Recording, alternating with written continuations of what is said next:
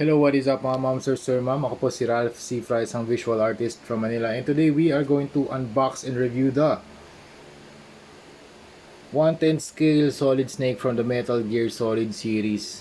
Thank you very much 3D Hub MNL for this awesome print. Grabe, 3D printed siya, malinis. It's a gray color. Di ko alam kung anong material yung ginamit nila dito. Pero sobrang linis ng gawa nila. Pwede na to for customization. Ang gagawin natin dito ay isprayan natin ng ng Bosny ito. Bosny Primer Gray tapos flat white para magawa natin tong style na to, si Yoji Shinkawa style. And try natin tong i-execute dito sa sa action figure na to. Yan, tatry nang natin. Excited na ako, grabe. Sobrang ganda nito. Kung nalaro nyo yung Metal Gear Solid, grabe, must have to mga monster. Nabili ko to 2,000 pesos only. Naka-promo sila eh. Dati tong 2,500. Tapos, nung nag-promo sila, 2,000 na lang daw.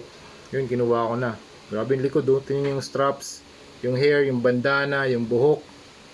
Solid, yung mata, yung emotion, angas. Ngayon pa magkakaroon pa ng remake na Metal Gear Solid 3. Pero hindi si Solid Snake yun. Si yun, si Big Boss. Yan.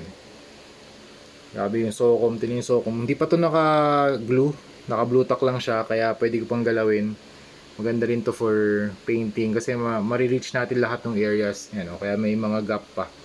Pag nag-glue na yan, wala nang gap yan. Yan yung yung stomach area, yung chest, solid. Ganda ng pouches niya.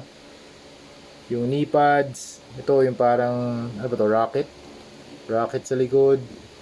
Just, parang mga battle damage na pieces. Tapos may metal dito. May rocks. Angas.